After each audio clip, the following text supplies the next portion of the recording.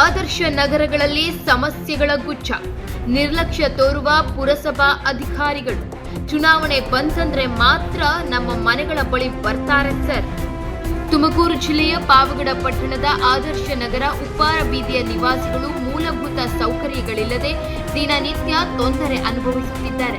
ಇಲ್ಲಿನ ನಾಗರಿಕರಿಗೆ ಸಮರ್ಪಕ ಚರಂಡಿ ವ್ಯವಸ್ಥೆ ಇಲ್ಲದೆ ಸಮಸ್ಯೆ ಎದುರಿಸುತ್ತಿರುವರು. ಆದರೆ ಪುರಸಭಾ ಅಧಿಕಾರಿಗಳು ಈ ಬಗ್ಗೆ ಯಾವುದೇ ಕ್ರಮ ಕೈಗೊಳ್ಳುತ್ತಿಲ್ಲ ಎಂದು ಸ್ಥಳೀಯರು ಆಕ್ರೋಶ ವ್ಯಕ್ತಪಡಿಸಿದ್ದರು. ಈ ಭಾಗದಲ್ಲಿ ಸದ್ಯಕ್ಕೆ ಪುರಸಭೆ ರಸ್ತೆ ಕಾಮಗಾರಿಯನ್ನು ಕೈಗೊಂಡಿದೆ. ಆದರೆ ಈ ಕಾಮಗಾರಿ ಕೇವಲ ನಾಮಕಾವಾಸ್ತವವಷ್ಟೇ, ಹಣಕಾತ್ಮಕವಾಗಿ ಕಾರ್ಯನಿರ್ವಹಿಸುತ್ತಿದ್ದಾರೆ ಎಂದು ಸ್ಥಳೀಯರು ಆರೋಪಿಸಿದ್ದಾರೆ. ಅಲ್ಲದೆ ಈ ಪ್ರದೇಶದಲ್ಲಿ ಸ್ವಚ್ಛತಾ ಕೆಲಸಗಳು ಸರಿಯಾಗಿ ನಡೆಯುತ್ತಿಲ್ಲ. ಸ್ವಚ್ಛ ಕರ್ಮಿಗಳು ಇಲ್ಲಿಗೆ ಬರದೆ ಶುಚಿ ಕಾಪಾಡುವುದಿಲ್ಲ ಎಂದು ನಾಗರಿಕರು ಆರೋಪಿಸಿದ್ದಾರೆ. ಸ್ವಚ್ಛತೆ ಇಲ್ಲ, ನೀರಿನ ಪೈಪ್ ಸಮಸ್ಯೆ ಉಲ್ಬಣ. ಉಪ್ಪಾರ ಬೀದಿಯಲ್ಲಿ ನೀರಿನ ಪೈಪ್ಗಳು ರಸ್ತೆಯ ಮೇಲ್ಭಾಗದಲ್ಲಿದ್ದು ಅವುಗಳನ್ನು ಸುರಕ್ಷಿತವಾಗಿ ನೆಲಮಟ್ಟದಲ್ಲಿ ಹೊಂದಿಸುವ ಬಗ್ಗೆ ಯಾವುದೇ ಕ್ರಮ ಕೈಗೊಳ್ಳಲಾಗುತ್ತಿಲ್ಲ. ಇದರಿಂದ ನಾಗರಿಕರಿಗೆ ದಿನನಿತ್ಯ ತೊಂದರೆ ಉಂಟಾಗುತ್ತಿದೆ. ಅಲ್ಲದೆ ಇಲ್ಲಿನ ಮಲಗುಂಡಿಗಳು ತುಂಬಿ ಹೋದರೂ ಪುರಸಭೆ ಸಿಬ್ಬಂದಿಯಿಂದ ಯಾವುದೇ ಶುದ್ಧೀಕರಣ ಕಾರ್ಯ ನಡೆಯುತ್ತಿಲ್ಲ ಎಂದು ಸ್ಥಳೀಯರು ಆರೋಪಿಸಿದ್ದಾರೆ.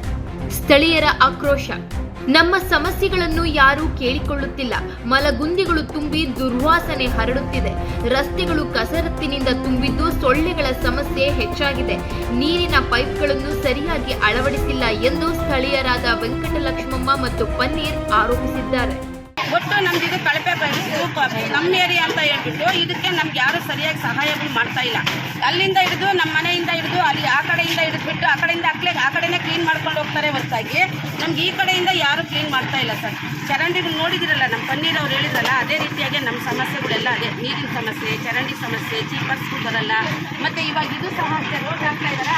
10 ಬಾಂಡ್ಲಿ ಮರಳು ಹಾಕಿದರೆ 10 ಬಾಂಡ್ಲಿ ಜಲ್ಲಿ ಹಾಕಿದರೆ ಸಿಮೆಂಟ್ ಮಾತ್ರ, ಒಂದು ಬಾಂಡ್ಲಿ ಸಿಮೆಂಟ್ 2 ಬಾಂಡ್ಲಿ ಸಿಮೆಂಟ್ ಮಾತ್ರ ಅಷ್ಟರಲ್ಲಿ ಕಳಿಸ್ತಾ ಇದ್ದಾರೆ. ಈ ಥರ ಅರ್ಧ ಮೂಟೆ ಹಾಕ್ತಾ ಇದ್ದಾರೆ. ಆದರೂ ಸಹ ಅದು ರೋಡ್ ಇರುತ್ತೆ ಅನ್ಸ ಇಲ್ಲಿ ಹೇಳಿ ಸರ್. ಅಂದರೆ ನಾವೊಂದು ಸ್ಲಮ್ ಅಂದರೆ ಅಷ್ಟೊಂದು ನಮ್ಮ ಹತ್ರ ತೀಸ್ಕರೋಣ ಗೌರ್ಮೆಂಟ್ಗೆ ಹೇಳಿ ಸರ್.